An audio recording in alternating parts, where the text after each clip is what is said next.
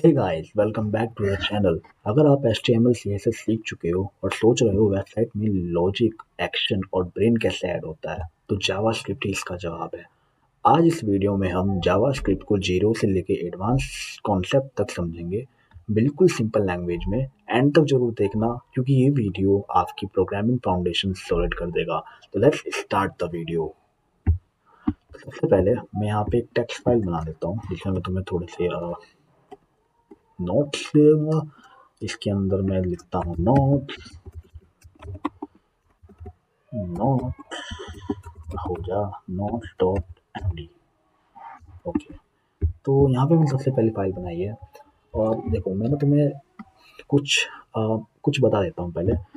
Like मैं इसको live preview में भी खोल लेता हूँ और इसको कर देता हूँ थोड़ी देर के लिए धप्पा। ठीक है, तो सबसे पहले तुम समझो what what is Java script, right. देखो तुम अगर यही नहीं समझोगे ना कि जावास्क्रिप्ट क्या है तो फिर बेकार है भाई तुम्हारा सीन प्रोग्रामिंग। ठीक है, अब समझो जावास्क्रिप्ट एक प्रोग्रामिंग लैंग्वेज है जो वेबसाइट को इंटरैक्टिव और डायनामिक बनाती है। जैसे कि तुम समझो कि HTML सिर्फ स्ट्रक्चर देता है, CSS उसको डिज़ाइन देती है ना। जावास्क्रिप्ट वेबसाइट को जिंदा बनाती है। अब आ जाते हैं नेक्स्ट पे। ये क्या हुआ, क्यों नहीं तुम्हें बहुत सिंपल लैंग्वेज में। तो JS is a brain of website. ठीक है, अब इसके बाद जो तुम्हारे पास नेक्स्ट आता है वो होती है कि हिस्ट्री। यार हिस्ट्री ना तुम्हें सब लैंग्वेजेस की सीखनी चाहिए, मतलब सीखनी मतलब पता होनी चाहिए क्योंकि इंटरव्यूज में कभी कभार पूछ लेते हैं। तो मैं हिस्ट्री इसकी हिस्ट्री तुम्हें बताता हूँ। तो देखो हिस्ट्री ना कोई इतनी ज़्यादा वो नहीं है इसकी कोई कॉम्प्लिकेटेड हो। जावास्क्रिप्ट 1995 में बनी थी सबसे पहले, है ना। 1995 में बनाई थी और इसे बनाने वाला इंसान था ब्रेंडन ईच, अगर मैं सही प्रोनाउंस कर रहा हूँ। ठीक है, और इसका जो फर्स्ट वर्जन हुआ था ना रेडी, फर्स्ट वर्जन जो रेडी हुआ था ना इसका, वो हो गया सिर्फ 10 दिन में रेडी, है ना। और इसका पहला नाम जावास्क्रिप्ट नहीं था, इसका पहला नाम था मोचा। क्या नाम था? मोचा। और इसके बाद इसका नाम पड़ा लाइव स्क्रिप्ट और तब जाके इसका फाइनल नाम पड़ा जावास्क्रिप्ट। क्या पड़ा? जावास्क्रिप्ट।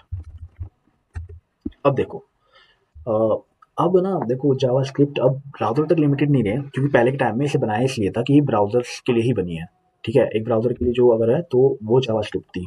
अब तुम्हारी जो लैंग्वेज है ना ये जावास्क्रिप्ट, ये ब्राउज़र तक लिमिटेड नहीं है। अब तुम इसका बैकएंड में भी इस्तेमाल करते हो। बैकएंड में इस्तेमाल करते हैं हम इसका Node.js से। इसको मोबाइल ऐप में भी तुम यूज़ करते हो, गेम में भी यूज़ करते हो, एआई में भी सब जगह JS यूज़ होती है। मतलब पाइथन भी चलती है लेकिन JS भी यूज़ होती है एआई में ज़्यादातर अभी, क्योंकि पाइथन तो अभी उठ रही है। अब देखते हैं कि वाई, कि हमें इसकी ज़रूरत क्यों है, हम इसको यूज़ क्यों करें। Why do we use JavaScript, है ना। ये भी तो पता चले हमें क्यों यूज़ करें। देखो जावा स्क्रिप्ट के यूज़ करने के कुछ रीज़न है, कुछ रीज़न जैसे कि तुम मान लो बटन के, जो तुम्हारा बटन है ना, बटन क्लिक एक्शन,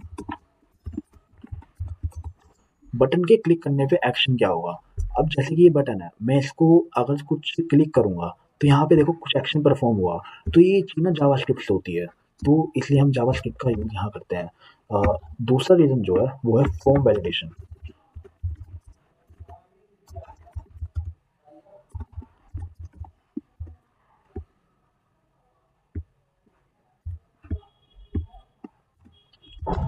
उसके बाद हमारे पास जो अगली है एपीआई से डाटा लेना। एपीआई से डाटा लेना मतलब पैचिंग एपीआई पैचिंग एक ही बात है ना। और डायनामिक कंटेंट डालना, तुम वेबसाइट को डायनामिक ही जावास्क्रिप्ट से बना सकते हो, है ना। उसके अंदर कुछ भी डायनामिक कंटेंट है वो तुम जावास्क्रिप्ट से डाल सकते हो। उसके बाद फ्रंट एंड, और बैक एंड, दोनों तुम यूज़ कर सकते हो। देखो इसका ना एक चीज़ है कि मैं ना तुम्हें मन स्टैक की तरफ ले जा रहा हूँ। आगे भी वीडियो आएँगी मन स्टैक की। अब तुम्हें मन स्टैक नहीं होता तो मैं तुम्हें बता देता हूँ एक बारी को कि मन स्टैक जो होता है ना, इसमें एम का जो मतलब है, इसमें जो मैं तुम्हें पहले ये बताता हूँ, मन है ना, मन, इसमें जो एम का मतलब है ना, इसका मतलब होता है मोंगो, ठीक है। ई का मतलब होता है एक्सप्रेस,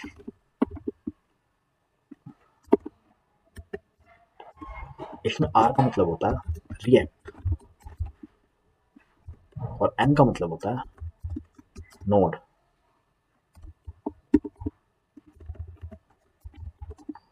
अब ये सब क्या है? ये सब लैंग्वेज है। देखो मोंगो डीबी तो एक डाटाबेस है। डाटाबेस तुम्हें पता चलेगा ये बैकएंड में यूज होने वाली चीज़ है, क्योंकि वेबसाइट का कुछ डाटाबेस होगा जो तुम सेव करोगे, है ना, वो चीज़ होती है ये मोंगो। एक्सप्रेस फ्रेमवर्क है, और नोड और रिएक्ट, रिएक्ट फ्रंट एंड की चीज़ है, और जो नोड है ये भी जावास्क्रिप्ट से ही चलती है, ये भी, और रिएक्ट भी, और एक्सप्रेस भी, ये तीनों जावास्क्रिप्ट से ही चलती है। तो इस तरह तुम मान सकते हो कि मन स्टैक जो है ना, मन स्टैक का हार्ट ही जावास्क्रिप्ट है। और तुम्हें इस चैनल पे आके तुम्हें मन स्टैक ही मिले, मन स्टैक की वीडियो मिलने वाली है। तो यार इस चैनल को लाइक कर लेना, सब्सक्राइब कर लेना, और बुक मार्क भी जरूर कर लेना यार, ठीक है। तो अब हम बढ़ते हैं अपने, इसको मैं काट देता हूँ अभी। अब बढ़ते हैं हम अपने फर्स्ट प्रोग्राम की तरफ, क्योंकि मैंने अभी तक जो बताया तुम्हारे लिए अभी तक बहुत है। तो अब मैं यहाँ पे अपनी सबसे पहली फाइल बनाऊंगा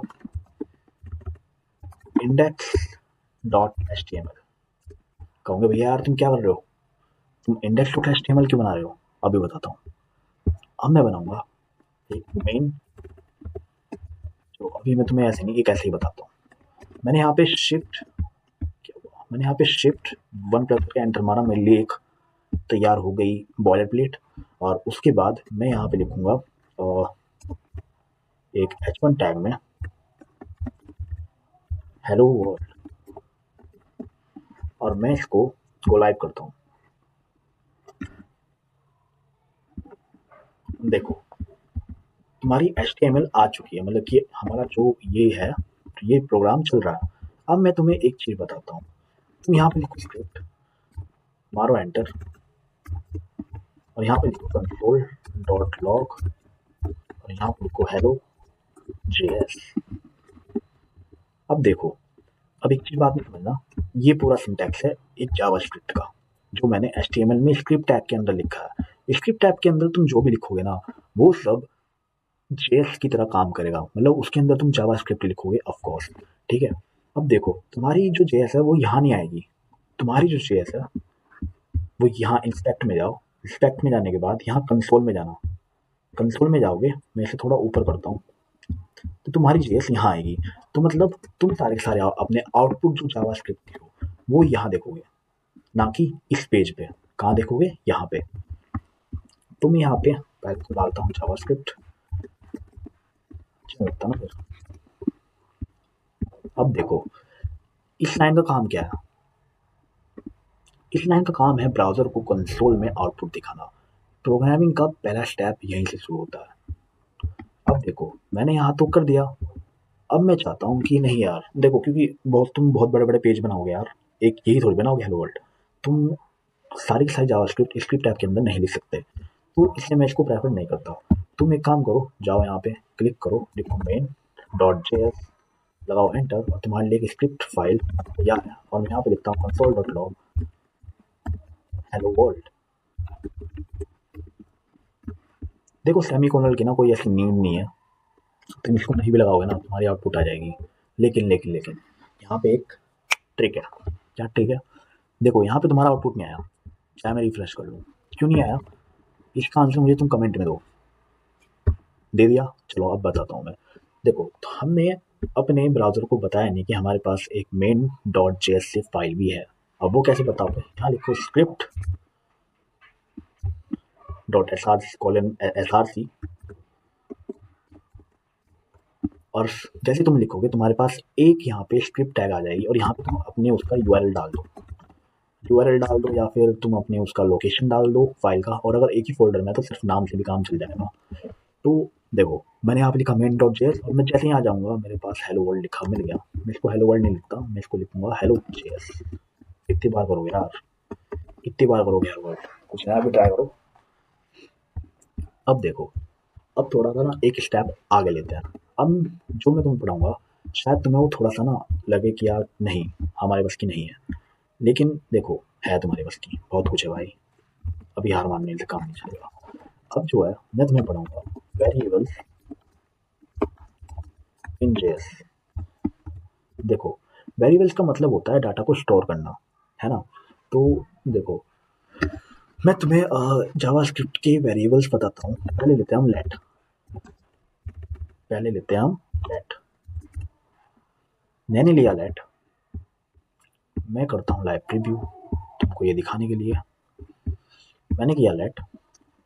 सबसे पहला, अब लेट से ये मतलब नहीं है, लेट ही तुम्हारा बनाने के लिए है, मतलब कि तुम लेट के मतलब तुम डाटा टाइप है, मतलब एक तरह से मान लो लेट एक डाटा टाइप है। उसके बाद तुम्हारा जो एक और वेरिएबल है वो है कॉन्स्ट। कॉन्स्ट का मतलब कांस्टेंट होता है, यहाँ से याद रखना। और ये एक और होता है वो होता है वैर। अब देखो लेट का क्या काम है, लेट का काम कुछ नहीं होता, लेट का काम भी यही होता है। बस लेट की एक चीज है कि जो तुम्हारा जो ये लेट है ना, अगर मैं लेट को एक ब्लॉक ऑफ कोड में रखूंगा तो कोड ऑफ ब्लॉक ये होता है बाय द वे, ठीक है। तो कोड ऑफ ब्लॉक का ये होता है कि अगर तुम जैसे कि तुमने यहाँ पे एक वैल्यू दी और उसको दिया लेट ए, और मैंने इसको यहाँ पे लिखा 10, और मैं अगर इसको एक्सेस करूँगा इसके बाहर तो शायद ये एक्सेस हो जाएगा, नहीं होगा। क्यों नहीं हुआ एक्सेस, कोई मुझे बताएगा। क्योंकि लेट का जो कोड ऑफ ब्लॉक है वो उसको सिर्फ उसी यहाँ वहीं तक सीमित करता है जहाँ तक वो ब्लॉक ऑफ कोड है। ब्लॉक ऑफ कोड यही होता है, कुछ ज़्यादा लेने वाली बात नहीं है। ब्लॉक ऑफ कोड तो इसको कोई ज़्यादा बड़ी लेने वाली बात नहीं है। कोड ऑफ ब्लॉक में कर्ली ब्रैकेट लिए होते हैं। इसके बाहर ये नहीं जाना जाएगा। क्यों नहीं जाना जाएगा, क्योंकि इसको कोई जानता ही नहीं उसके बाहर, ये चाहता है नहीं कि मेरे को इससे ज़्यादा कोई एक्सेस करे, तो इसलिए लेट होता है। अब मैं यहाँ पे लिखूंगा ए इक्वल टू 5, तो जैसे मैंने लिखा तो यहाँ पे वैल्यू आ जाएगी 5। क्यों, देखो लेट भले ही यहाँ से नहीं करता, लेकिन अगर मैंने इस ए को यहाँ पे लिखा कोड ऑफ ब्लॉक के बाहर लिखा तो इसकी वैल्यू चेंज हो गई। मतलब कोड ऑफ ब्लॉक के अंदर तुम लिख दो और उसके बाहर तुम एक्सेस नहीं कर सकते भले ही, लेकिन उसकी वैल्यू चेंज कर सकते हो, ठीक है। अच्छा है, ऐसा नहीं है कि यहाँ भी कर सकते हो, इसके ऊपर भी कर सकते हो। यहाँ भी करोगे तो अब तो एरर आएगा, लेकिन अगर यहाँ करोगे तो तुम्हारे पास इसका आउटपुट 5 में आएगा। अब नेक्स्ट जो होता है तुम्हारे पास, नेक्स्ट होता है कॉन्स्ट। मैं इसको हटाता हूँ यार यहाँ से। कॉन्स्ट का मतलब होता है कांस्टेंट। कांस्टेंट यानी कि अचर, अचर का मतलब जो कभी ना चेंज हो, ठीक है। तो इसके मतलब तुम समझ ही गए होगे। अगर मैं यहाँ पे एक वेरिएबल ले दूँ 19, ठीक है, उसके बाद कर दूँ कंसोल डॉट लॉग ए, तो ये प्रिंट हो जाएगा। यहाँ पे आ गया 19, तुम देख सकते हो। अगर मैं इसको बड़ा करूँ, हाँ ठीक है, यहाँ आ गया 19। लेकिन अब मैं इस ए की वैल्यू को चेंज करके लिखूँ, अगर लाइक मैं लिखूँ अगर 20, और उसके बाद लिखूँ कंसोल डॉट लॉग ए। देखो पहले तो 90 प्रिंट हो गया क्योंकि यहाँ तक इसकी थी 19 था, लेकिन जब हमने इसकी वैल्यू चेंज करी तो यहाँ पे एरर आ गया। क्यों आ गया एरर, क्योंकि वो एक कांस्टेंट वेरिएबल था। कांस्टेंट वेरिएबल की वैल्यू तुम कभी भी चेंज नहीं कर सकते। अब नेक्स्ट हम आते हैं वैर पे। वैर वैसे बहुत टाइम पहले यूज़ किया जाता था, इसका मैं तुम्हें कुछ ज़्यादा खास बता नहीं रहा हूँ। इसको भी तुम मतलब एक ऐसे ही डिफाइन कर लो कि एक ने करा ये, और उसके बाद मैंने करा कंसोल डॉट लॉग और उसमें लिखा वैर, सॉरी वैर नहीं सिटी, तो तुम्हें आउटपुट मिल जाएगा दिल्ली। बस इसकी वैल्यू चेंज हो जाएगी। और बाकी तो वैर ओल्ड है सब अवॉइड करते हैं ऐसे, तो तुम भी यूज़ मत करना, बस बात पता होना चाहिए तुम्हें, ठीक है। थोड़ा और पढ़ लेना और इसके बारे में अगर तुम्हें पढ़ना हो, क्योंकि होप सो जो चीज़ लोग अवॉइड करते हैं इंटरव्यू तुमसे वही पूछता है। ठीक है, नेक्स्ट हम बढ़ते हैं अपनी कंट्रोल स्टेटमेंट्स पे। कंट्रोल स्टेटमेंट्स, देखो कंट्रोल स्टेटमेंट्स क्या होती हैं, कोई कमेंट्स में बताएगा? कमेंट कर देना भाई जरूर, और लाइक एंड सब्सक्राइब भी कर देना। कंट्रोल स्टेटमेंट जैसे कि तुम्हारे हो गए इफ एंड एल्स। इफ, उसके बाद आता है तुम्हारा इफ एल्स, उसके बाद आती है तुम्हारी एल्स इफ। तो देखो सिंपल सी बात है, इफ का मतलब कंडीशन और एल्स का मतलब अगर वो कंडीशन फॉल्स हो गई तो, और इफ एल्स की मतलब अगर तुम्हें एक इफ से ज़्यादा इफ चाहिए। ठीक है, अब लाइक मैं तुम्हें बताता हूँ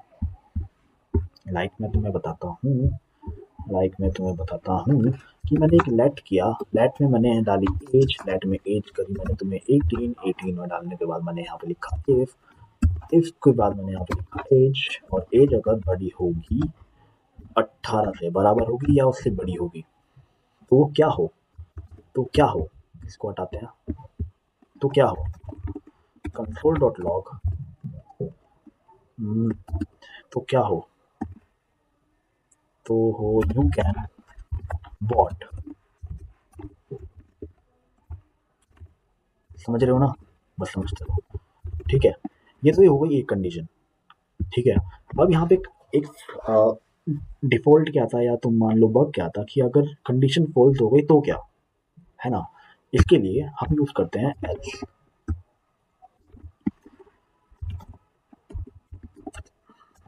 एल्स में हम लिख सकते हैं नो।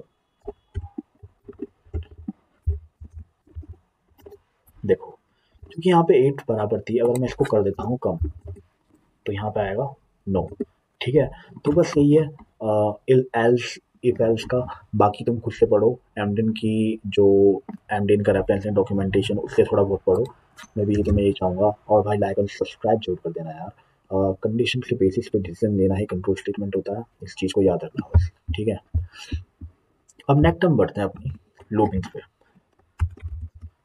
देखो मैं थोड़ा फास्ट इसलिए चल रहा हूँ क्योंकि मुझे तुम्हें बहुत कुछ बताना है इस वीडियो में, है ना, और मैं चाहता नहीं कि वीडियो की लेंथ ज़्यादा बड़ी हो। और लेकिन इसका मतलब ये नहीं है कि मैं तुम्हें कुछ नहीं बताऊंगा, मैं तुम्हें सब कुछ बताऊंगा, है ना। देखो एक लूप क्यों यूज़ करते हैं हम, अगर एक सेम काम हम बार बार कर रहे हैं, सेम वर्क रिपीटेड ऑलवेज, तो हम उसकी जगह यूज़ करते हैं loops always. So can use loops. अब लूप्स कितने टाइप के होते हैं, यहाँ देखो तुम, मैं इससे बड़ा करता हूँ जरा तुम्हारे लिए। ठीक है, नहीं हो रहा, नहीं हो रहा, छोड़ो, दिख तो रहा ही है इतना तुम्हें। ठीक है, तो तुम्हें ये मिल गया, तो लूप हम जो यूज़ करते हैं तुम्हें पता चल गया। तो सबसे पहला लूप जो होता है वो है फॉर लूप, उसके बाद होता है व्हाइल लूप, और मुझे चेक करना पड़ेगा डू व्हाइल लूप होता है क्या इसमें।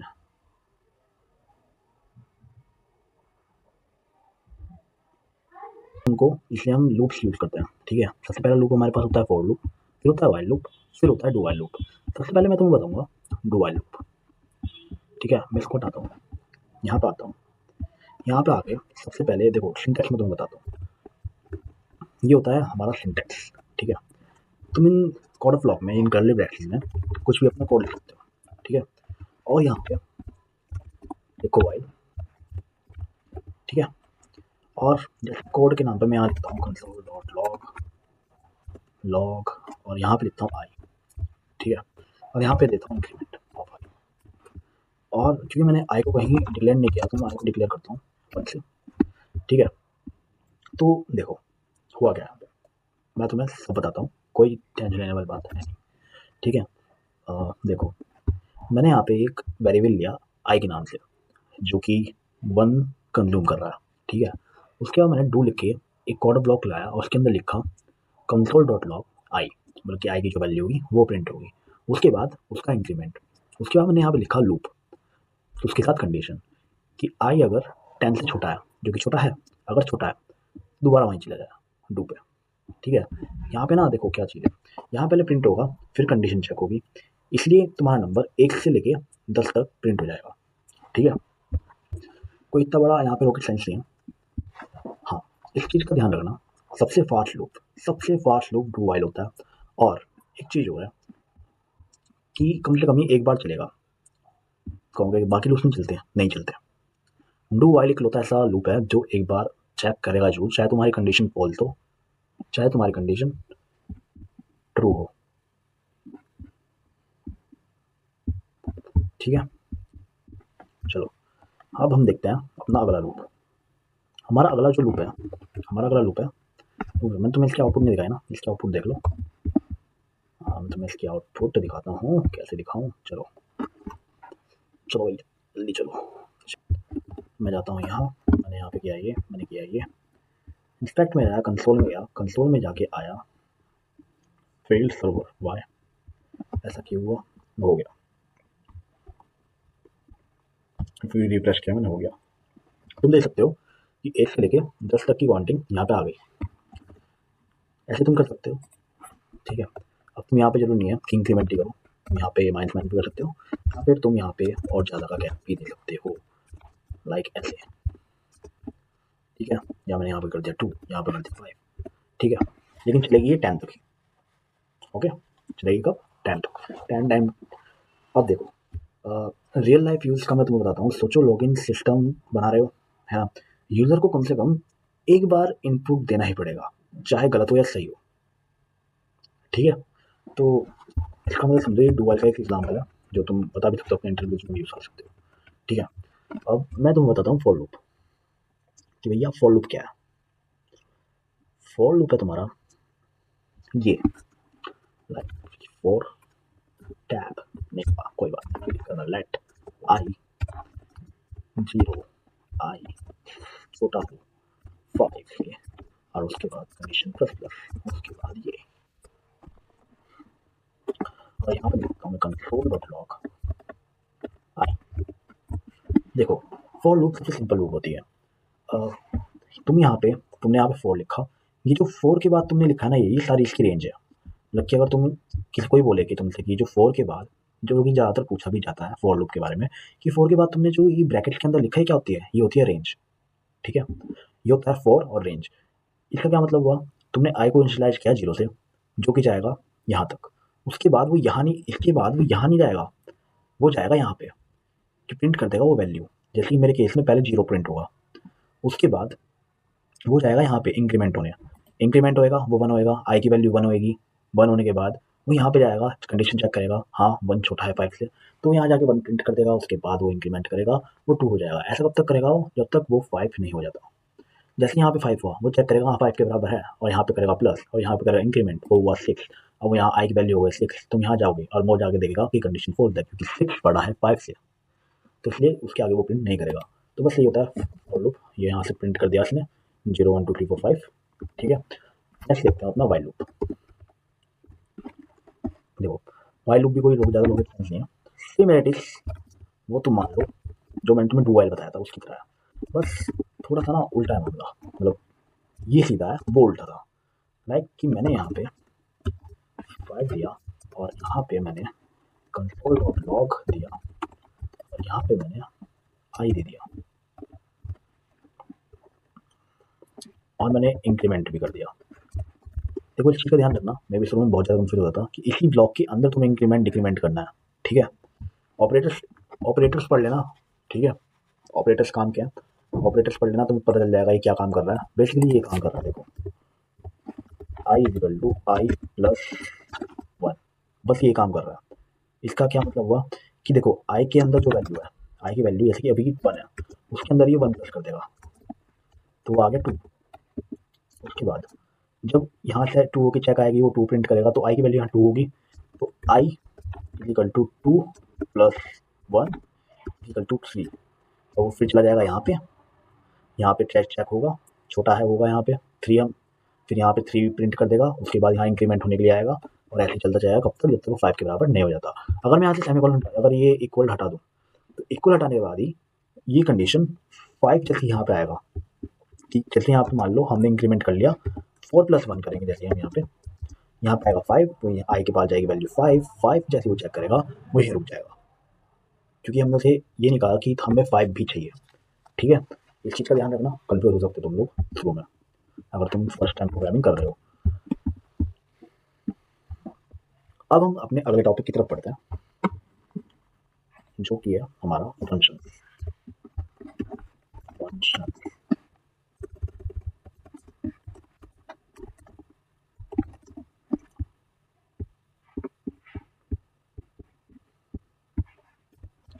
फंक्शन क्या होता है, कोई बताएगा मेरे को? फंक्शन एक तरीके से मान लो ये तुम्हारा वो ब्लॉक है जो रीयूजेबल होता है। मतलब कि मान लो function is a block of code that are reusable।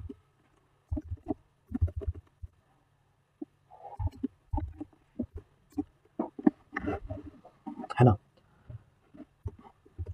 अच्छा लग रहा है। ठीक है, तो अब देखो फंक्शन यहाँ ना जावास्क्रिप्ट में 2 टाइप्स के होते हैं, जहाँ तक मैंने अभी तक उन्हें पढ़ा है, मतलब होते बहुत टाइप के हैं, इसके अंदर बहुत टाइप आता है। लेकिन एक होता है देखो कुछ सिंपल फंक्शन जो तुम बाकी प्रोग्राम में पढ़ोगे, वो कैसे होता है देखो।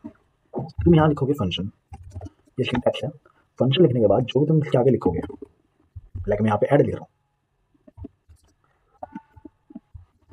ये तुम्हारा एक फंक्शन बन गया। मैं यहाँ पे करूँगा रिटर्न ए प्लस बी, और मैं यहाँ पे करता हूँ फंक्शन कॉल, और इसके अंदर पैरामीटर्स लिखूंगा 5 एंड 3। अब देखो बेसिकली यहाँ पे काम हो क्या रहा है ना।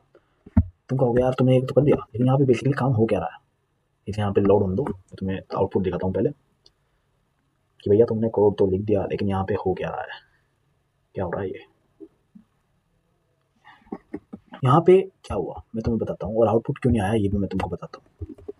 देखो आउटपुट आ गया है, आउटपुट जावास्क्रिप्ट के पास है, लेकिन वो हमें शो नहीं कर रहा। क्यों नहीं कर रहा मैं अभी बताता हूँ। देखो मेरा जो फंक्शन है वो रिटर्न टाइप फंक्शन है, ये तुम्हें कुछ वैल्यू रिटर्न कर रहा है।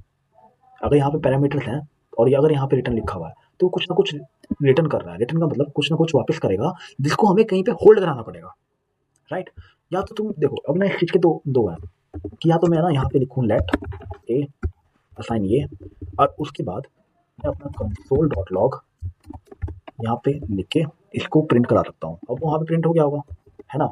या फिर मैं यहाँ पे लिखूँ कंसोल डॉट लॉग, और यहाँ पे लिखूँ ऐड, इसके अंदर मैं अपने पैरामीटर्स दे देता हूँ, तो यहाँ पे तब भी वो आंसर आ जाएगा। तो ठीक है, यहाँ पे तब भी वो आंसर आ जाएगा। देखो देखो फंक्शंस तुम्हारे पास रिटर्न टाइप के होते हैं, नॉन रिटर्न टाइप भी होते हैं। और देखो इसके अंदर तुम्हें ज़्यादा घुसना है तो मैं जैसे ज़्यादा तो प्रेफर करता नहीं घुसना, लेकिन घुसो, फंक्शंस हर जगह काम आते हैं, सीखो इन चीज़ों को। अब बढ़ते हैं अपने आगे वाले फंक्शन की तरफ। देखो फंक्शन मैंने तुम्हें बताया कि 2 टाइप के होते हैं, एक तो नॉर्मल जो कि तुम देखते ही हो, ठीक है, नॉर्मल फंक्शन, एक होता है एरो फंक्शन। अब ये एरो फंक्शन क्या होता है, देखो एरो फंक्शन कोई रोकेट साइंस नहीं है, मैं आपको इतना हूँ, मैं तुम्हें ऐसे बताऊंगा ऐसे कि तुम कहोगे वाह यार मज़ा ही आ गया। तुम कह तो ये, और इसे भी करता हूँ ये, ठीक है। तुम्हें कोड चाहिए तो यार कमेंट कर देना, मैं गिटहब पे डाल दूंगा ये, ठीक है। तो मतलब लिंक डिस्क्रिप्शन में मिल जाएगी उसकी लिंक। तो देखो एरो फंक्शन क्या होता है, देखो मैं यहाँ पे लिखता हूँ कौन, ठीक है। मैं यहाँ पे कौन ले रहा हूँ क्योंकि फंक्शन का नाम कभी चेंज नहीं होता, इस चीज़ का ध्यान रखना, ठीक है। और यहाँ पे मैं फंक्शन का नाम जैसे कि लिखता हूँ, ऐड ही लिख देता हूँ, ठीक है।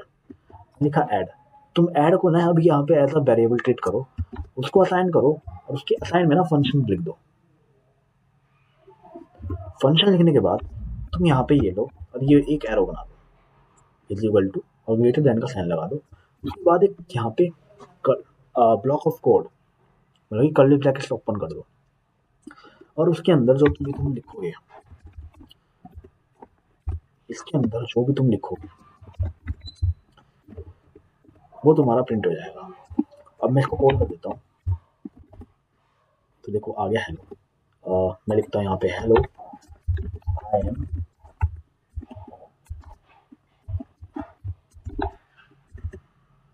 Arrow function. तो देखो यहाँ पे आ गया I am arrow arrow function. देखो अब तुम यहाँ पे सोच रहे हो कि जब हमने यहाँ पे फंक्शन यूज करा तो हमारे पास हमने यहाँ पे इसको होल्ड कराया था।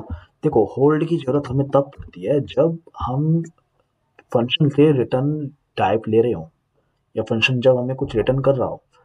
तुम कहोगे यार यहाँ पे नहीं ऐसा हो सकता है, क्यों नहीं हो सकता, सब कुछ हो सकता है। मैं यहाँ पे इसके अंदर ए और बी दे दूंगा, ठीक है, और मैं यहाँ पे एक कुछ चीज रिटर्न कर देता हूँ। जैसे लाइक मैंने यहाँ पे रिटर्न किया ए मल्टीप्लाई बाय बी, ठीक है, हाँ ऐड है नाम उसका लेकिन कोई बात नहीं। और मैं यहाँ पे ये ले लेता हूँ, ठीक है, और मैं ऑफ कोर्स इसको सीधा कंसोल डॉट लॉग ही कराऊंगा।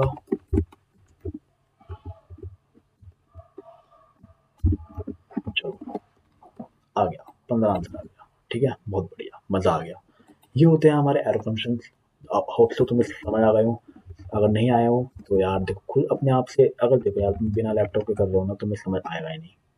अभी बता देता हूँ, करना यार साथ साथ लिखो, साथ साथ करो, समझ में आएगा, सब कुछ समझ में आएगा। हमने यहाँ पे अभी एक प्लस का बनाया था और यहाँ पे मल्टीप्लाई का बनाया। तुम अभी और भी ऑपरेटर्स का बनाओ, तुम्हें समझ आएगा, ठीक है। चलो अब हम बढ़ते हैं अपने अगले टॉपिक की तरफ। हमारे देखो एरे का यूज होता है मल्टीपल वैल्यूज को एक ही वेरिएबल में स्टोर करने के लिए। देखो बात को समझो, मैं तुम्हें यहाँ पे करके दिखाता हूँ। सब कुछ करके दिखाना पड़ता है, बिना करे कुछ नहीं होता। मैंने यहाँ पे क्या लेट, मैंने यहाँ पे एक बनाया मार्क्स नाम से वेरिएबल और उसकी मैंने यहाँ पे लिखा लाइक में यहाँ पे लिख दिया 50। अब तुम ना इस वेरिएबल को मल्टीपल वैल्यू असाइन नहीं कर पाओगे, क्यों नहीं कर पाओगे, चलेगा नहीं, इसलिए हम एरे का यूज करते हैं। एरे का यूज तुम कैसे करते हो, तुम यहाँ पे मार्क्स नाम में बस एक ब्रैकेट लगा देना, ये स्क्वायर ब्रैकेट दिख रहे हैं, ठीक है, हाँ स्क्वायर ब्रैकेट दिखा देना। और इसके अंदर अब तुम कितने शायद कितने स्टूडेंट्स के मार्क्स डालना चाहो डाल सकते हो, 60 70, ठीक है।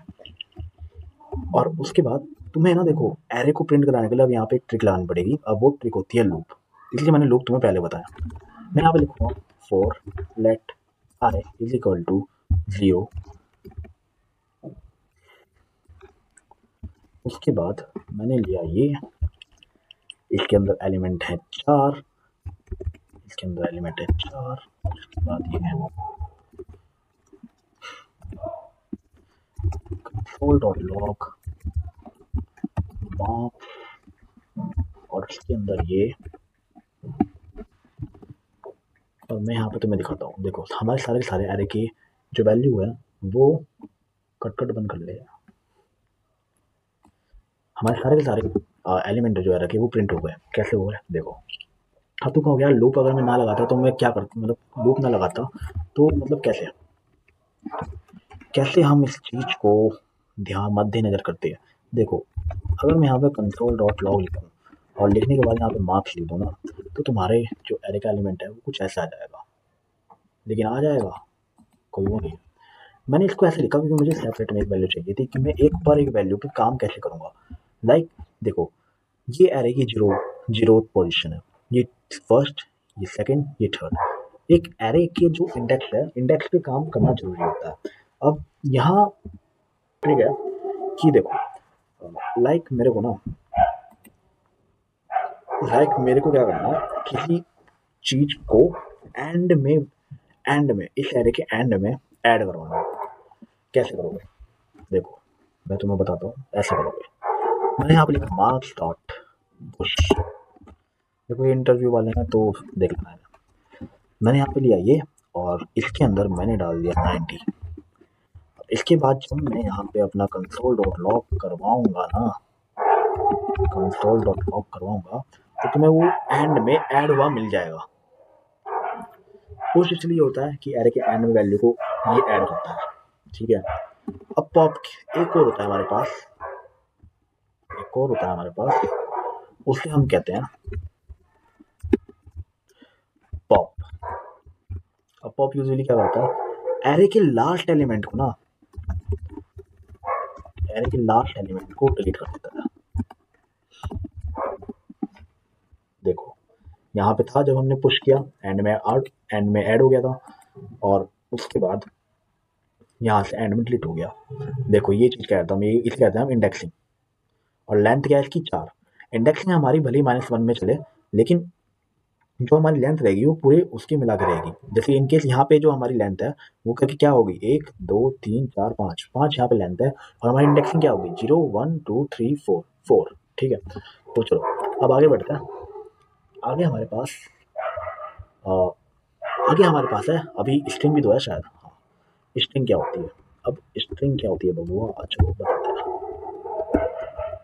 बढ़ते हैं स्ट्रिंग की तरफ। स्ट्रिंग का मतलब होता है टेक्स्ट या कैरेक्टर का कलेक्शन। लाइक यहाँ पे लिखा टेक्स्ट, यहाँ पे मैंने लिख दिया जावास्क्रिप्ट।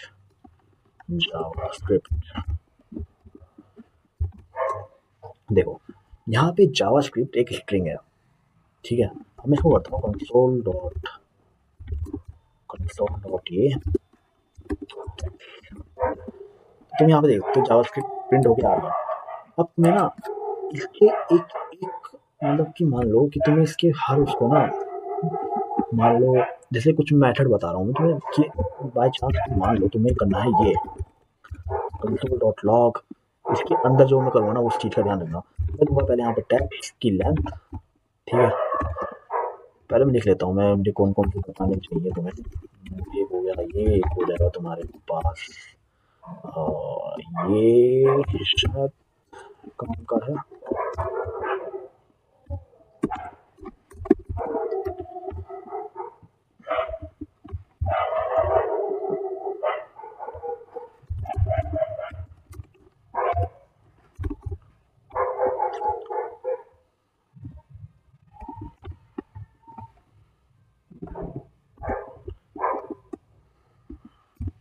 देखो अब इनका मतलब समझना, ये तुम्हें रिटर्न करेगा एक लेंथ, लेंथ जावास्क्रिप्ट की लेंथ।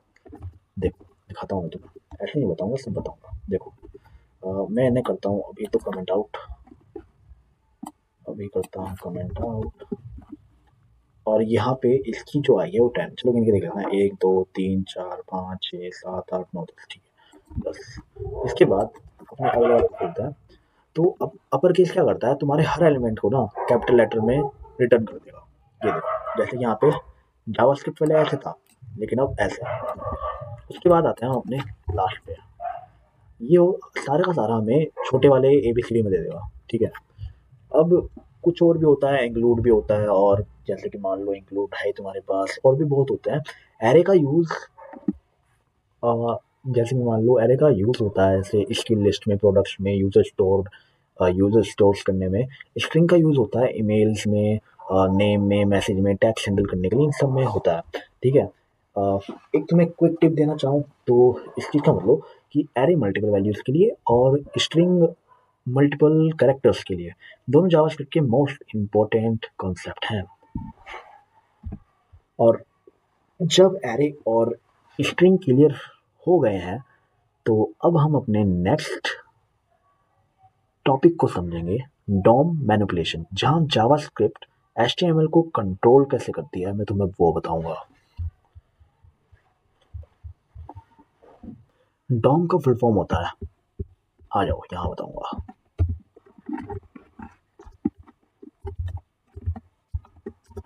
डॉम का फुल फॉर्म जो होता है वो होता है डॉक्यूमेंट ऑब्जेक्ट मॉडल,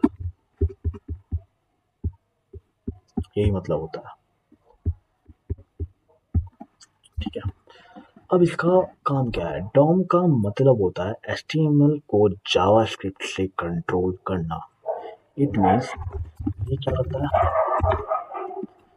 कंट्रोल करता है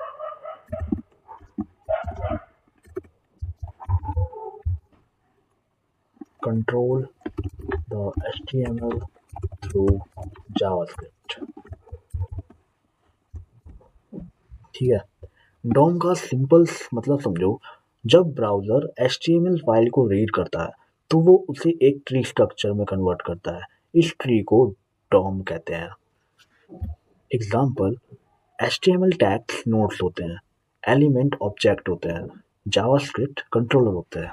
अब मैं तुम्हें जैसे कि करके दिखाता हूँ, मैं तुम्हें एक बार ना ट्री दिखा देता हूँ कि ट्री होता कैसे है। मैं अपना एक बार ओपन करता हूँ, ये फिर ये फिर ये, और यहाँ पे जाके लिखूंगा डॉम ट्री, जाऊंगा इमेज में तो देखो, हाँ ये एकदम सही।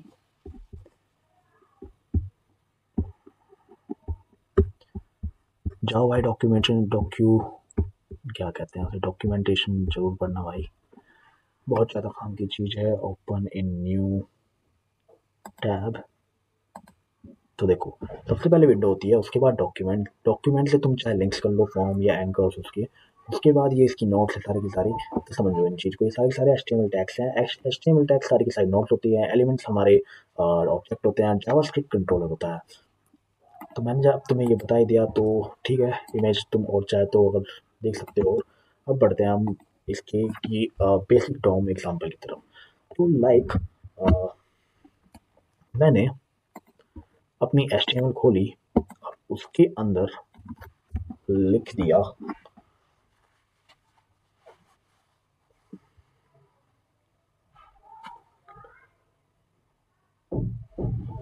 मैंने उसके अंदर लिख दिया लाइक मैंने एक डिव बनाया, डिव के अंदर मैंने एक आईडी दे दी। बाद अगर तुम ऐसे भी कर सकते हो अगर तुम VS कोड चला रहे हो तो, ठीक है। और इसके अंदर तुमने लिख दिया, क्या लिख दिया, लाइक तुमने लिख दिया हेलो या तुमने लिख दिया हाय, ठीक है। और तुम ना, चलो मैं दिखाता हूँ, तो ये आ जाएगा यहाँ पे अगर तुम देख पा रहे हो तो। कहाँ पे, ये आ गया यहाँ पे, ठीक है। तो अब मैं इसको कैसे, मतलब हाउ टू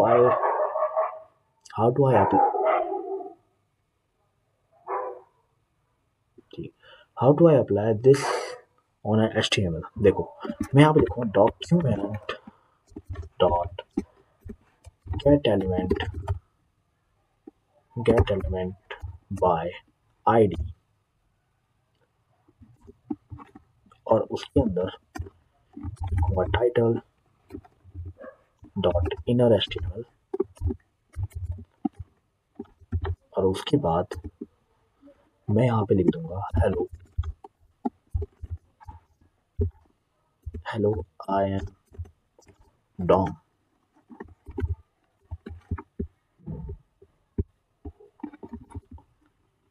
तो जैसे ही मैंने इसको रिफ्रेश किया तो ये क्यों नहीं हुआ, क्या मैं देख सकता हूँ, क्या मैंने कुछ गलत किया। गेट एलिमेंट बाय ये, उसके बाद मैंने किया टाइटल के अंदर मैंने करी कोई चेंज नहीं, क्यों नहीं, शायद वो यहाँ ना आए, शायद वो यहाँ आए, क्या गड़बड़ हो रही है इसके अंदर कोई मेरे को पता। क्या मैं स्क्रिप्ट टाइप को इसके साथ जॉइन नहीं कर रखा, नहीं कर रखा।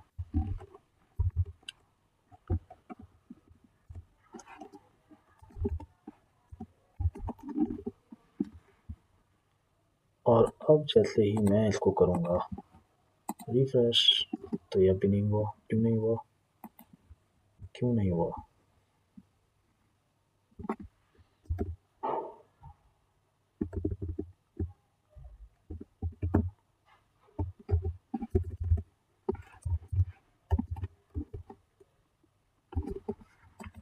इसलिए नहीं होता, ठीक है। देखो यहाँ जावास्क्रिप्ट टाइटल आईडी वाले को मतलब टाइटल आईडी वाले HTML एलिमेंट को पकड़ रही है, ठीक है। कैसे पकड़ रही है, मैंने यहाँ पे जैसे तुम्हें बताया था पिछली वीडियो में, CSS की वीडियो में, कि आईडी है। मैंने इस डिव को एक यूनिक नेम दे दिया जिसको टाइटल कहते हैं। टाइटल को मैंने दिया और यहाँ पे टाइटल को कैच किया, और उसकी जो इनर HTML है, इनर HTML का मतलब ये हो गया, इसकी इनर HTML जहाँ पे मैंने हे लिखा है, इसकी इनर HTML को इससे रिप्लेस कर देगा, ठीक है। अब देखो ऐसे ना बहुत चीज़ होती है। अब मैं तुम्हें बताता हूँ। लाइक मैंने यहाँ पे किया div डॉट कंटेनर कंटेनर, ठीक है। कंटेनर के अंदर लिखा मैंने हाय, ठीक है। अब यहाँ पे तुम देखो कि यहाँ आएगा हाय, और मैं लिखूंगा यहाँ पे क्लास को कैसे करते हैं मैं बताता हूँ। Document dot get element bye class name, और उसके बाद यहाँ पे लिखूंगा क्लास नेम का मतलब हो गया, मतलब क्लास नेम मेरी क्या थी, क्लास नेम कंटेनर,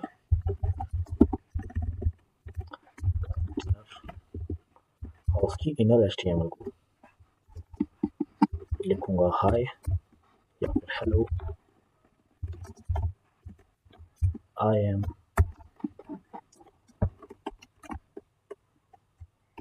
क्लास। जैसे मैं करूँगा उसको रिफ्रेश, ये आपके चेंज नहीं हुआ। कंटेनर में कोई गड़बड़, हाँ।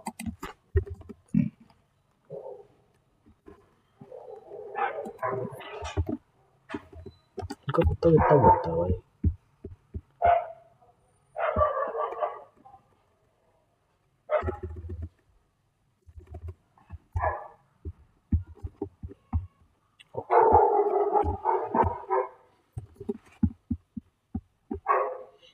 तो यहाँ पे आ गया, ठीक है। इसका मतलब मैं तुम्हें बाद में बताऊंगा, पहले तुम बस समझो इस चीज़ को, ठीक है। अब ऐसे ना बहुत सारे तरीके होते हैं एलिमेंट्स को सिलेक्ट करने के तरीके। तो अब जैसे कि एक और मैं तुम्हें बताऊँ कि अगर बाई चांस मान लो कि तुम्हें ये याद ना आए, क्या याद ना आए, ये तुम्हें याद ना आए, तो तुम इनको कैसे यूज़ करोगे, देखो मैं बताता हूँ। तो यहाँ पे लिखो डॉक्यूमेंट डॉट क्वेरी सिलेक्टर, और देखो इस चीज़ का ध्यान रखना, अगर तुम यहाँ पे क्लास का दे रहे हो, कि अगर तुम जब क्लास से दे रहे हो तो तुम्हें यहाँ पे डॉट लिख के उस चीज़ को कॉल करना है, और उसके बाद इसमें जो तुम लिख सकते हो, हाँ इसकी का ध्यान रखना, या शायद यहाँ पे तो चेंज हो जाएगा बिना इसके, ठीक है। चल सकते हो हेलो, ठीक है।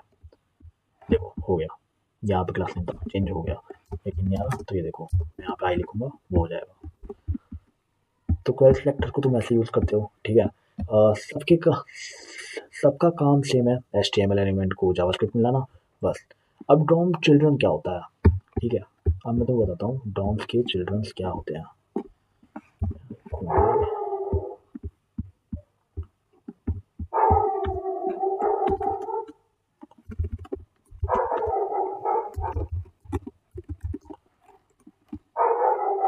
डॉम चिल्ड्रंस का मतलब होता है किसी पेरेंट एलिमेंट के अंदर एलिमेंट, लाइक कि मैंने यहाँ पे एक कंटेनर बनाया है।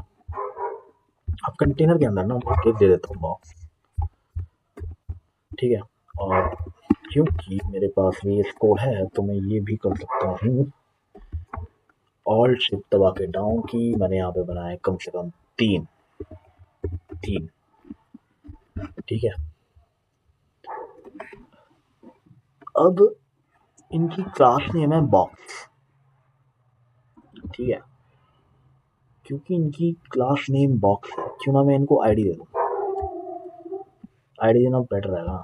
या फिर मैं कुछ सोच रहा हूँ कि ऐसे नहीं, मैं तुम्हें ऐसे बताऊँ ये चीज़, इसको मैं करता हूँ जरा अभी ना हटा देता हूँ, मैं यहाँ पे लिखता हूँ तुम्हारे लिए बॉक्स, शायद ऐसे तुम्हें ज़्यादा अच्छे समझ में आ जाए। यहाँ पे मैंने एक पैराग्राफ टैग लिया, एक और पैराग्राफ टैग लिया, यहाँ पे मैंने लिखा पैरा 1, उसके बाद लिखा यहाँ पे पैरा 2, ये हमारा स्क्रीन पे आ गया, बहुत अच्छे। स्क्रीन पे आने के बाद मैं जाऊँगा अपनी मेन डॉट जेएस में, वहाँ पे लिखूँगा, इसको हटाता हूँ, document dot get element bye ID, उसके अंदर लिखूँगा बॉक्स, और यहाँ पे लगाऊँगा ये। अब क्योंकि मैंने इसको ना कहीं पे वो नहीं किया, तो मैं इसको, तुम स्टोर भी कर सकते हो इस चीज़ को, लाइक मैं यहाँ पे स्टोर करता हूँ लेट बॉक्स के नाम से, लेट बॉक्स के नाम से मैंने इसे सेव किया। सेव करने के बाद मैं आया यहाँ पे, मैंने लिखा बॉक्स डॉट चिल्ड्रन, तो ये बता देगा कि चिल्ड्रन क्या है, कौन है। समझे ना बात को, देखो मैं तुम्हें दिखाता हूँ, तुम इसको देख पाओगे यहाँ पे।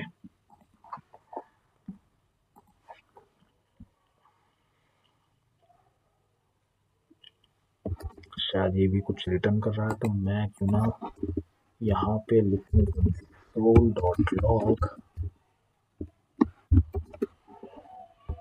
हाँ देखो, तो इसने बता दिए इसके चिल्ड्रन क्या क्या है। HTML कलेक्शन के बहुत कुछ है। अब इसके नीचे जाना, इसके नीचे अंदर बहुत कुछ होता है, ठीक है। इसके लिए समझो, तुम्हें घुसना पड़ेगा जावास्क्रिप्ट के अंदर, थोड़ा समझ में आ जाएगा। देखो इसने दो चाइल्ड बता दिए, एक पैराग्राफ और दूसरा पैराग्राफ, ठीक है। इसके अंदर तुम और कुछ भी लिख सकते थे। चिल्ड्रन पेरेंट्स के सारे चाइल्ड एलिमेंट्स रिटर्न करता है, ठीक है। अब बढ़ते हैं हम अपने थोड़े से और एडवांस टॉपिक की तरफ। लाइक मैंने यहाँ पे, तुम और भी कुछ यूज़ कर सकते हो। मैं जैसे कि यहाँ पे यूज़ कर रहा हूँ console.log फर्स्ट एलिमेंट चाइल्ड आ गया। फर्स्ट एलिमेंट चाइल्ड हमारा क्या है, मैं इसको यहाँ पे करता हूँ कमेंट आउट, यहाँ पे जाता हूँ, यहाँ पे तो तुम देखो हमारा फर्स्ट एलिमेंट आ गया, कमेंट पैरा 1। इसको भी करता हूँ कमेंट आउट, या एक मिनट रुको, इसको जरा कॉपी करके चलाता हूँ, इसको करता हूँ कमेंट आउट। समझ गया ना इसका मतलब? इसका मतलब होता है ये पेरेंट का फर्स्ट चाइल्ड देता है, ठीक है। अब लास्ट, मान लो तुम्हें लास्ट चाहिए, तो लास्ट से सिंपल है, लास्ट कर यहाँ पे और आ गया। लास्ट क्या है तुम्हारा? पैरा 2, ठीक है। ये पेरेंट का लास्ट चाइल्ड एलिमेंट देता है, ठीक है। अब इसके यूज केस देखो, अगर आप डायनेमिक लिस्ट या मेन्यू या कार्ड बना रहे हो, तो डोम जो है, डोम चिल्ड्रन का यूज होता है उसके अंदर ज़्यादातर स्पेसिफिक एलिमेंट को सिलेक्ट करने के लिए, ठीक है। इसके अंदर तुम ना बहुत सारी मतलब कॉमन कर सकते हो, जैसे कि चाइल्ड नोड और चिल्ड्रन में कंफ्यूज होना, टेक्स्ट नोड और मतलब कि टेक्स्ट नोड को एलिमेंट समझ लेना, और रॉन्ग आईडी यूज़ करना, ठीक है। इस चीज़ का ध्यान रखना। और जब अब डॉम क्लियर हो गया, तो अब हम नेक्स्ट सीखेंगे जावास्क्रिप्ट इवेंट्स, जहाँ यूज़र एक्शन पे, मतलब यूज़र के एक्शन पे वेबसाइट कैसे रिएक्ट करेगी। लाइक जैसे कि मैंने यहाँ पे क्लिक किया, जैसे तुम्हें बता, जैसे मैंने यहाँ पे किया क्लिक, तो यहाँ पे कुछ इवेंट क्रिएट होगा। तो वही इवेंट कैसे क्रिएट होगा मैं तुम्हें अब बताता हूँ।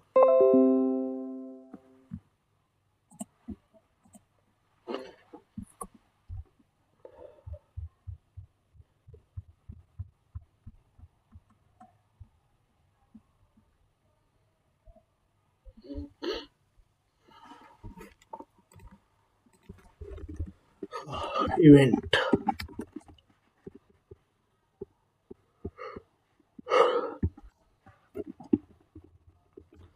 लाइक और सब्सक्राइब कर देना भाई। इवेंट का मतलब होता है user action. It means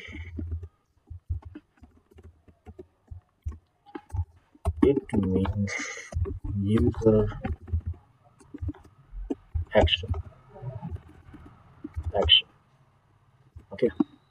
like कि मतलब एग्जांपल क्या काम आ जाएंगे तुम्हारे काम आएंगे। देख सकते हो तुम क्लिक करने पे क्या होगा, क्लिक करने पे क्या होगा, और तुम्हारे डबल क्लिक करने पे क्या होगा, और जैसे कि की डाउन पे क्या होगा, मतलब कि कोई भी की हो तुम उस पे करने पे क्या होगा, जैसे कि मान लो सबमिट पे क्या होगा। तो लाइक जितना भी है ना, जितना भी है। तो अब इस चीज़ का ध्यान रखना। तो इन सब चीज़ों पे क्या होगा मैं तुम्हें वो बताऊंगा। लाइक मैंने उम, उम, उम, उम, उम, मैंने यहाँ पे एक, इसको मैं कर देता हूँ जरा कमेंट आउट। मैंने यहाँ पे बनाया एक बटन, और इस बटन को दिए मैंने एक आईडी, ठीक है। मैंने एक आईडी दी इस बटन को, इस बटन को आईडी दी मैंने PTN, और यहाँ पे हमारा एंटर, यहाँ पे मैंने लिखा मी, ओके। उसके बाद मैं जाऊँगा मेन डॉट जेसन में, और मैं इसको करता हूँ जरा कमेंट आउट, ठीक है। तो अब मैं क्या करूँगा, मैं पहले करूँगा उसको, मैं उस बटन को पहले मैं एक्सेस करूँगा, उस बटन को मैं पहले एक्सेस करूँगा। कैसे करूँगा, मैं लिखूँगा document dot query selector query selector, तुम ज़्यादातर इसी चीज़ का यूज़ करोगे, क्वेरी सेलेक्टर का तो ज़्यादा कंफ्यूजन वाली चीज़ है नहीं। मैंने उसको आईडी दी थी शायद, हाँ, तो क्योंकि मैंने आईडी दी तो मैं यहाँ लिखूँगा हैश और यहाँ पे लिखूँगा btn और मैंने इसको एक्सेस कर लिया।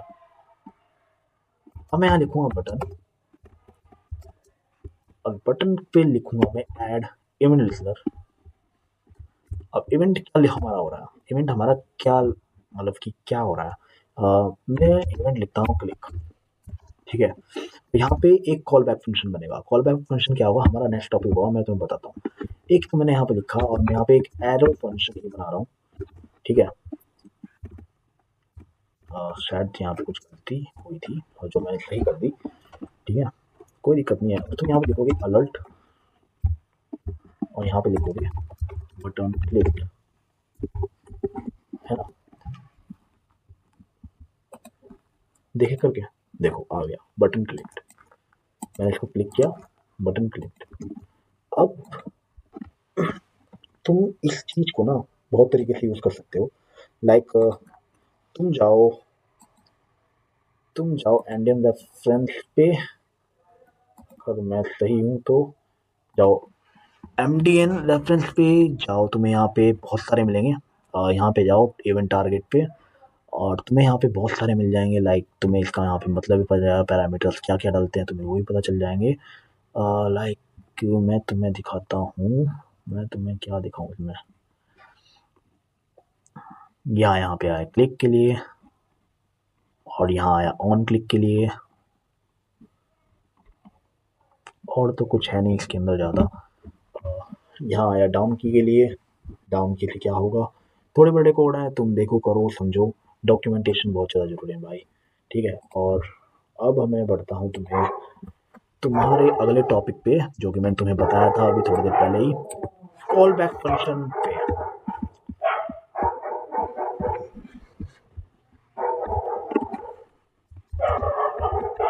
इन्हें आ गई नहीं आगे रखेंगे, कॉल बाय सिंक, ठीक है, मैं सब बताऊंगा मैं।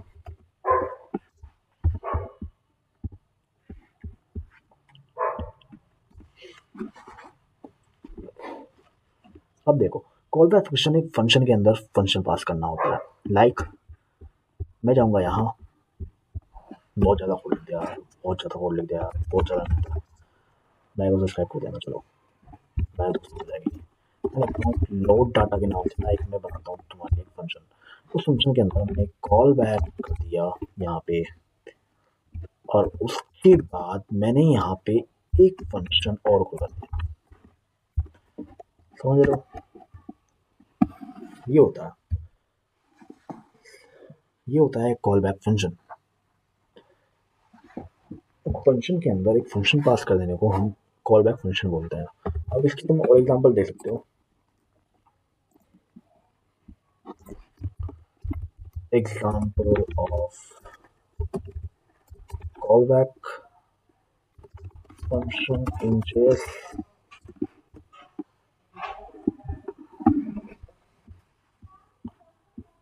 ठीक है, जैसे कि ChatGPT तुम्हारी हेल्प कर सकता है इस चीज़ में। देखो इसने क्या करा, मैं यहाँ से ही कॉपी करता हूँ, ठीक है, और यहाँ पे लिखा मैंने ये, तो देखो क्या हुआ, हमारे पास ग्रीट नाम से फंक्शन है, इसमें नेम और कॉल बैक हमारे एज अ पैरामीटर्स हैं। उसके बाद हम यहाँ पे क्या करते हैं, एक हेलो प्रिंट करते हैं, साथ में उस नेम को जो हम यहाँ पे कॉल के टाइम पे देंगे, कॉल के टाइम पे यहाँ पे नाम है हर्ष, चलो क्या ही चेंज करते हैं। उसके बाद मैंने यहाँ पे एक फंक्शन जो है और कॉल कर दिया उसको, जो कि क्या करता है, कॉल बैक फंक्शन को कॉल कर रहा है, ठीक है। उसके बाद एक और यहाँ पे है फंक्शन जो कि मुझे लगता है कोई काम का नहीं है, तो मैं इसको हटा ही देता हूँ। और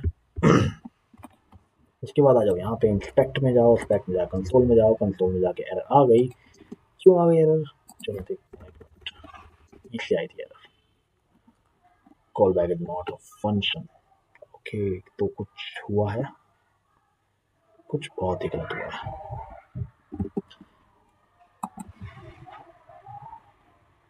ओके ओके ओके, क्या हुआ मैं बताता हूँ, जो फंक्शन मैंने हटाया वो एज अ फंक्शन एक पैरामीटर यहाँ पे पास हो रहा है, मतलब कि ये कॉल बैक जो हमारा यहाँ पे सेकंड पैरामीटर है वो एक फंक्शन को ही पास कर रहा है। मतलब कि तुम इसको यहाँ पे कुछ इस तरह से देख सकते हो कि तुमने इसको ऐसे नहीं लिया, तुम इसको ऐसे देख रहे हो,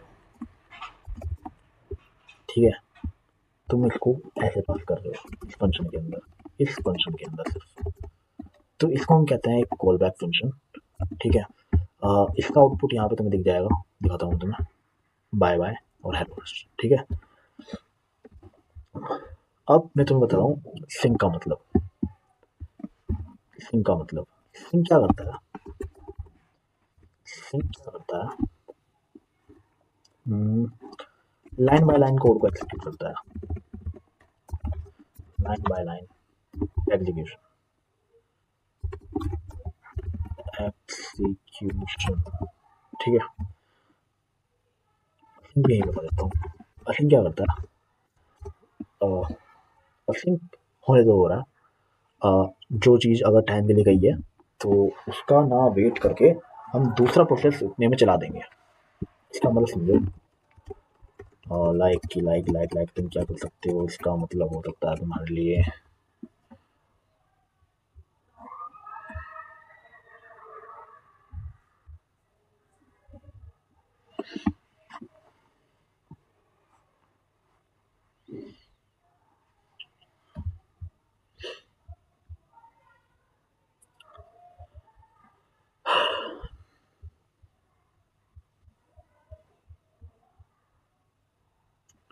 सिंक का मतलब होता है कि टाइम कंज्यूमिंग काम बैकग्राउंड में भेज देना, ठीक है। लाइक तुम इनपुट ले रहे हो, या कोई फाइल तो प्रिंट होने ले रही है, या फिर कुछ स्कैनर तुम करना है, ठीक है, या कुछ ऐसी चीज़ इसके लिए तुम्हें फोटो की जरूरत हो, वो सब चीज़ें सिंक फंक्शन का पार्ट होती हैं। लाइक मैं इसे यहाँ से हटाता हूँ, ठीक है। और पहले मैं तुम्हें एक सिंक फंक्शन बताता हूँ। मैंने यहाँ पे लिखा है फॉर लूप, या छोड़ो, मैंने यहाँ पे लिखा है console dot log, console dot log step 1, ठीक है। उसके बाद मैंने यहाँ पे लिखा एक फॉर लूप,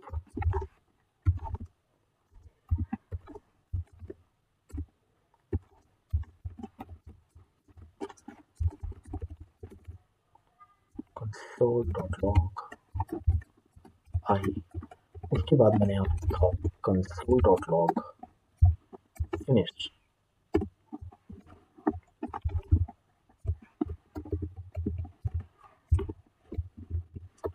अब देखो यहाँ पे हुआ क्या,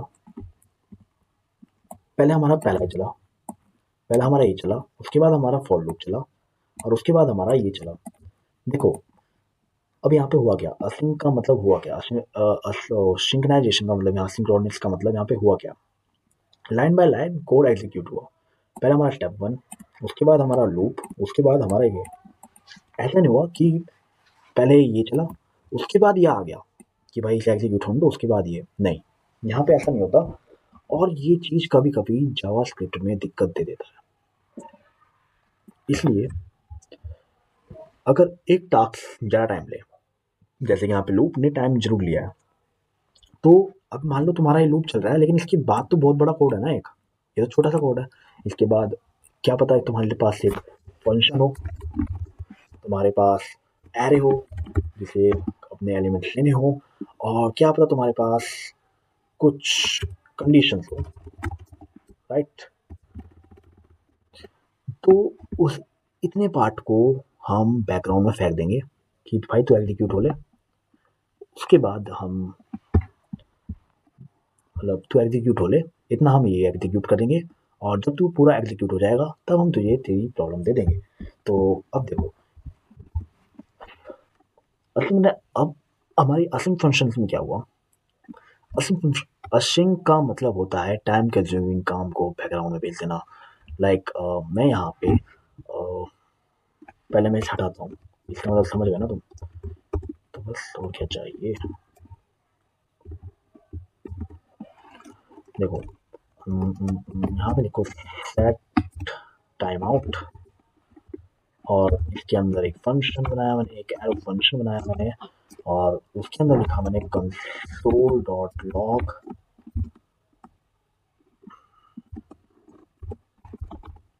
असिंक डॉट्स, ठीक है। कितने सेकंड के बाद, 2 सेकंड के बाद।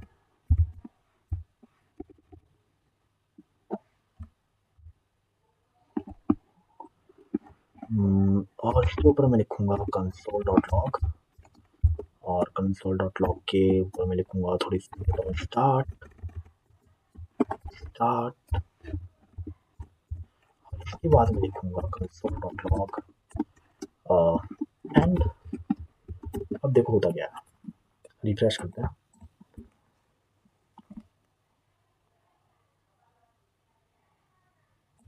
क्या हुआ,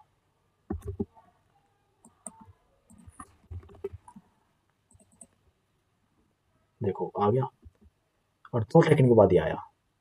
देखो दोबारा दिखाता हूँ, अगर ये चल जाए स्टार्ट एंड आए, और 2 सेकंड के बाद ही आया, मतलब पहले ये एग्जीक्यूट हो गया, उसके बाद ये एग्जीक्यूट हो गया, और 2 सेकंड के बाद ये एग्जीक्यूट हुआ। इसे कहते हैं असिंक जावास्क्रिप्ट।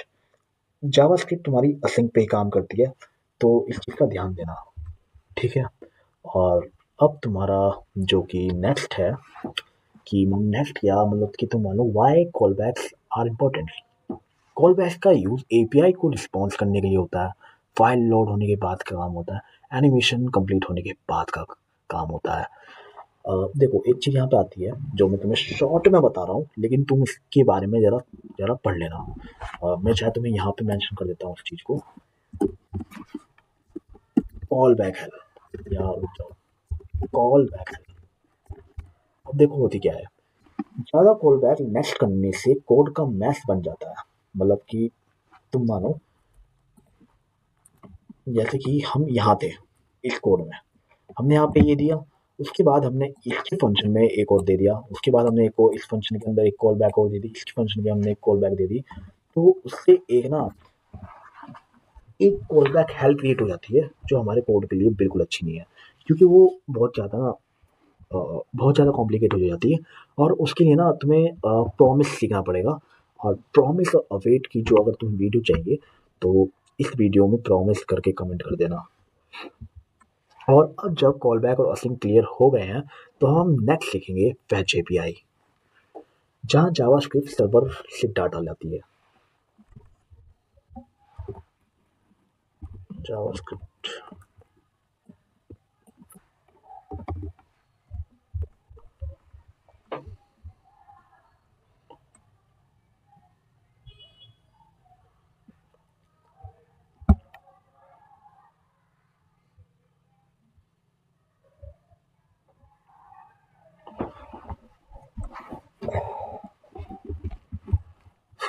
नेक्स्ट टॉपिक है हमारा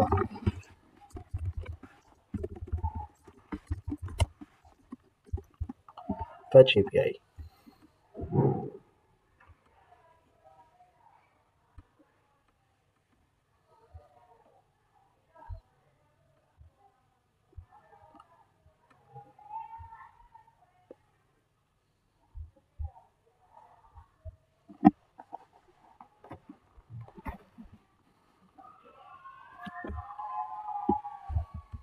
देखो फैच एपीआई का यूज होता है सर्वर या एपीआई से डाटा लाने के लिए। आज की ऑलमोस्ट हर वेबसाइट बैकएंड से डाटा लाती है, और फैच एपीआई वही काम करती है। अब इसका बेसिक एग्जांपल तुम समझो, जैसे कि मैंने यहाँ पे किया फैच,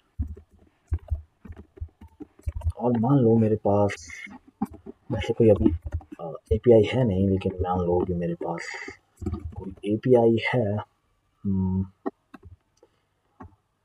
कुछ एपीआई जैसे कि चैट जीपीटी से देखते हैं, चैट जीपीटी के पास से लाते हैं fetch API, fetch API.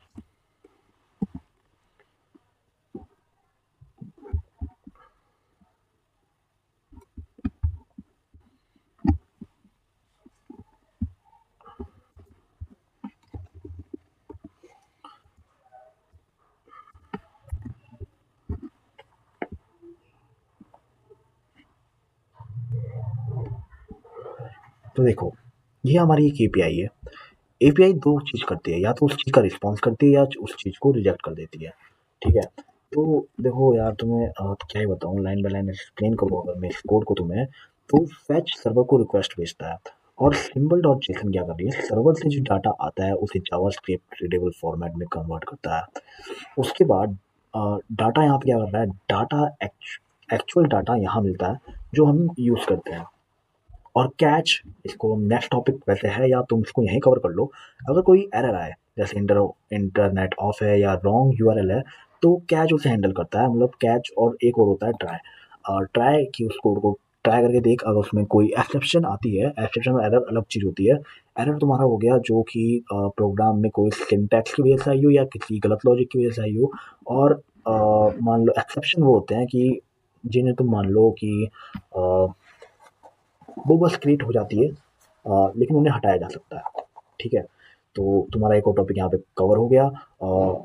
Instagram, जैसे कि तुम मान लो यार, तुम इसका मान लो इंस्टाग्राम फीड और यूट्यूब वीडियोस और वेदर एप्स सब एपीआई से ही आता है या डाटा करते हैं। ठीक है, ट्राई एंड कैच क्या होता है, मैंने तुम्हें बताया जैसे कि अभी ट्राई एंड कैच क्या हो।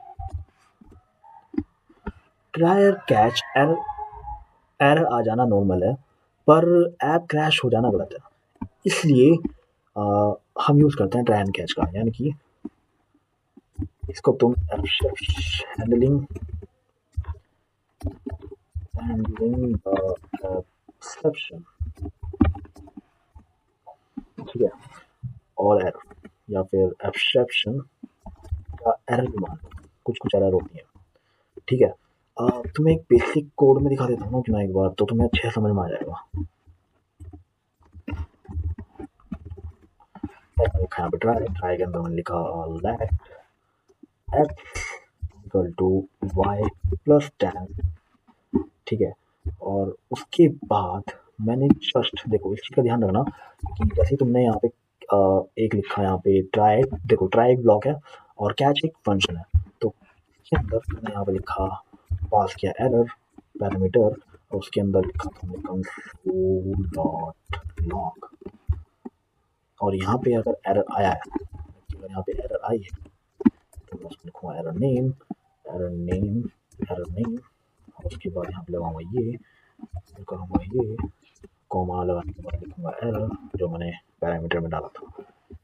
अब देखो, ट्राई ब्लॉक में रिस्की कोड होता है जो कि खतरनाक खिलाड़ी माना जाता है। ठीक है, अगर कोई एरर आया तो कंट्रोल डायरेक्ट कैच की में चला जाता है। मतलब कि अगर यहाँ पे कोई एरर आई तो सीधा यहाँ चला जाएगा। लाइक यहाँ पे एरर क्या है, यहाँ पे एरर है कि वाई के पास कुछ नहीं है, वाई इज नॉट डिफाइंड। यहाँ पे वाई के पास कुछ नहीं है। तो देखो यहाँ पे, देखो अगर मैं इसे यहाँ से हटा दूँ तो यहाँ पे एरर आएगी ये कुछ। अगर मैं इसको ऐसे कर दूँ, देखो एरर आई यहाँ पे कुछ ऐसे, सिंटैक्स मिशन। ठीक है, अब मैं अगर यहाँ से कर दूँ तो एरर कुछ बनी हुई है हमारे पास आई। मतलब एरर एरर की तरह नहीं आई, वो कुछ अलग ही तरीके से आई। ठीक है, मतलब एक एरर नेम आया और जो एरर थी वो एरर का नाम हमें यहाँ पे मिल गया। ठीक है, एपीआई फेल हो जाए तो यूज़र को एरर मैसेज दिखाना हो तो ट्राई एंड कैच का यूज़ करते हैं। अब अपने लास्ट टॉपिक की तरफ पढ़ते हैं, last but not the least,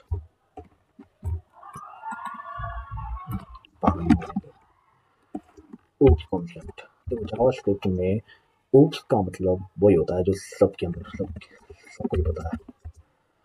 जिन्हें नहीं पता मैं लगाता है, अगर तुम प्रोग्रामिंग में और तुम्हें ओप्स का मतलब नहीं पता, ऑब्जेक्ट ओरिएंटेड प्रोग्रामिंग, मतलब मैं आपको बोल रहा था ना, कोई ऐसी बात नहीं है। प्रोग्रामिंग सिस्टम, देखो इसके अंदर ना तुम क्लास और ऑब्जेक्ट पे काम करते हो, क्लास और ऑब्जेक्ट पे काम करते हो। ठीक है,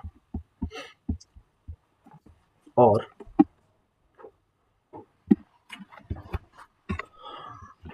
उसका मतलब होता है रियल वर्ल्ड चीज़ों को कोड में रिप्रेजेंट करना। लाइक मैं तुम्हें इसका कोड दिखा देता हूँ एक बार।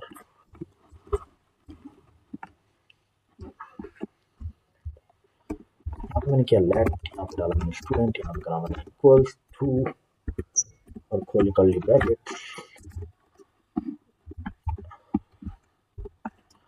और मैंने इसके अंदर डाला नेम कॉलन हर्ष कॉमा पोस्ट 1।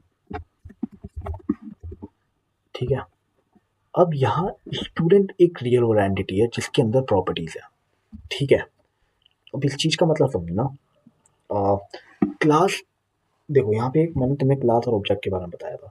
क्लासेस हमारी जो होती हैं, क्लास हमारी एक ब्लूप्रिंट होती है जिसके अंदर मल्टीपल ऑब्जेक्ट्स बनते हैं। ऑब्जेक्ट्स क्या होते हैं? वो रियल वर्ल्ड एंटिटीज। ठीक है, मतलब कि यहाँ पे रियल वर्ल्ड एंटिटीज क्या है? ये है, ये है। क्लास क्या है? ये है। ठीक है, तो अब हमें क्या करना है? अब हमें थोड़ा सा समझना है। देखो, हमने तुम्हें ना थोड़ा सा वैसा पार्ट है, कोई ज़्यादा कोडिंग का पार्ट नहीं है।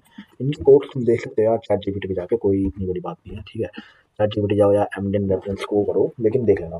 ठीक है, अब तुम्हारे पास ना एक कुछ चीज़ आती है, जैसे कि जो मेन मेन चीज़ें ऊप्स की मैं तुम्हें बता देता हूँ। एक आता है तुम्हारे पास इनकैप्सुलेशन। इनकैप्सुलेशन इनकैप्सुलेशन ठीक है, ठीक है।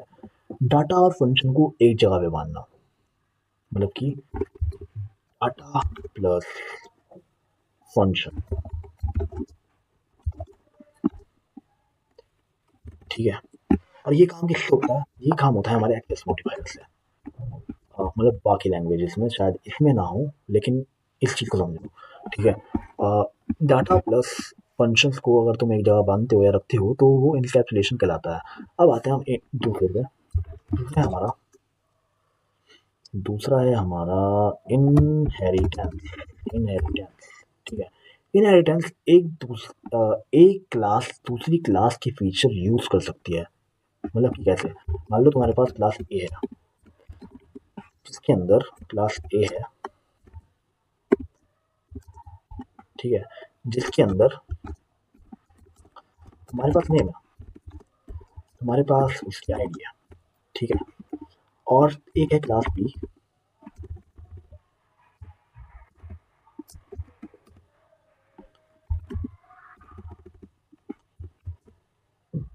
इसको मैं आगे कैसे ले सकता हूँ भाई?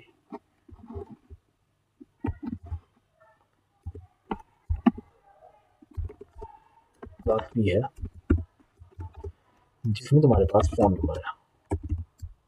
ठीक है, अब ये फ़ोन नंबर अरेंज तो वैसे ही है, लेकिन तुम्हें चाहिए कि तुम ना ये नेम भी चाहिए और आईडी भी चाहिए। और तुम्हें बात है कि मेरे पास एक क्लास है तो मैं इन्हें दोबारा क्यों क्रिएट करूँ? तो तुम क्या करोगे? जो ये है क्लास है, इसको तुम बी के अंदर इनहेरिट कर लोगे। तो बी हमारी बी क्लास बेस क्लास हो गई और बी हमारी ड्रिवन क्लास हो गई। ये थोड़ा टेक्निकल वर्ड्स हैं तो इस चीज़ का ध्यान रखना। तो अब हम बढ़ते हैं अपने नेक्स्ट पे। नेक्स्ट हमारा पॉली पॉलीमॉर्फिज्म। पॉलीमॉर्फिज्म का मतलब होता है सेम, क्या मतलब same function but different behaviour.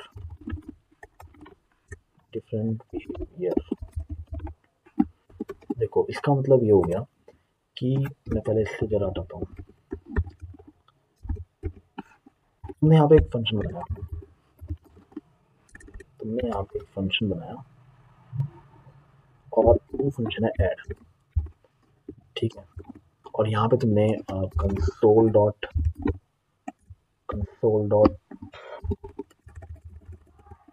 के अंदर तुम्हारे पास दो है, लेट ए, और यहाँ पे पैरामीटर्स नहीं दिए। ठीक है, कंसोल डॉट ये, और फिर मैंने इसके अंदर लिखा कंसोल डॉट ए, और फिर मैंने यही लिखा कंसोल डॉट बी। ठीक है, ये फंक्शन है जिसके अंदर ऐड नाम से फंक्शन है जिसके अंदर तुम्हें नंबर्स प्रिंट होकर मिल रहे हैं। ठीक है, अब अब अब क्या होता है? एक फॉर फंक्शन होता है सेम नाम से, बट उसके अंदर पैरामीटर्स नहीं है। ये पैरामीटर्स हैं बट ज़्यादा है,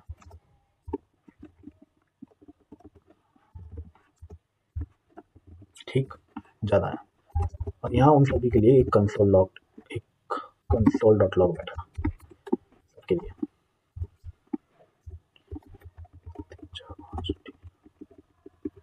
like A B C D E और एफ, ठीक है। यहाँ पे तुम्हारे लिए सबके लिए एक बैठा है। और देखो अब यहाँ पे ना फंक्शन का नाम सेम है, बस पैरामीटर्स सेम है, या पैरामीटर्स नहीं भी हो सकते हैं। तो ये ना अब तुम इस पे डिपेंड करेगा कि तुम फंक्शन को कॉल कैसे करते हो। लाइक तुमने यहाँ पे कॉल किया फंक्शन को, let me call let A equals to, या छोड़ो मैं इसको करता हूँ कंसोल डॉट लॉग ऐड, और ऐड के अंदर मैंने किया 1 2, ठीक है। तो ये कौन सा वाला फंक्शन चलाएगा, ये चलाएगा हमारा ये वाला फंक्शन, समझे।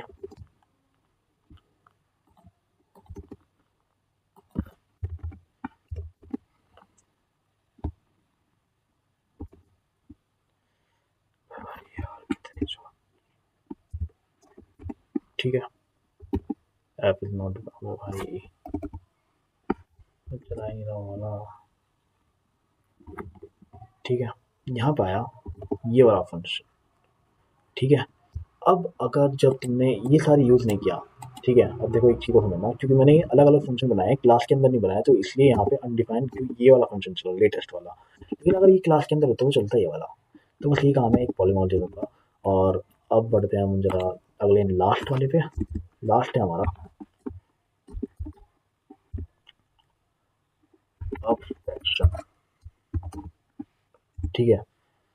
सिर्फ इंपॉर्टेंट चीज़ें दिखाना, अंदर के लॉजिक को हाइड कर देना। मतलब कि मान लो कि अगर मुझे तुम्हें ये कोड नहीं दिखाना, मुझे तुम्हें दिखाना है, बस मान लो कि मुझे ये दिखाना है, बस बाकी का और कोड नहीं दिखाना, तो तुम इसे हाइड कर सकते हो और बाकी का दिखा सकते हो। तो देखो अब ऊप्स को इम्पोर्टेंट है, ऊप्स ऊप्स से कोड क्लीन होता है, रीयूजेबल होता है, और लार्ज प्रोजेक्ट ईजी हो जाते हैं। रिएक्ट और बैकएंड में ऊप्स यूज होता है, इस चीज़ का ध्यान रखना। तो सो गाइस आज हमने जावास्क्रिप्ट को बेसिक से एडवांस तक कवर कर लिया। अगर वीडियो पसंद आई हो तो लाइक जरूर करना, चैनल को सब्सक्राइब करो और कमेंट करो कि नेक्स्ट वीडियो में किस टॉपिक मतलब नेक्स्ट वीडियो में क्या चाहिए तुम्हें। तो keep coding, keep learning, bye.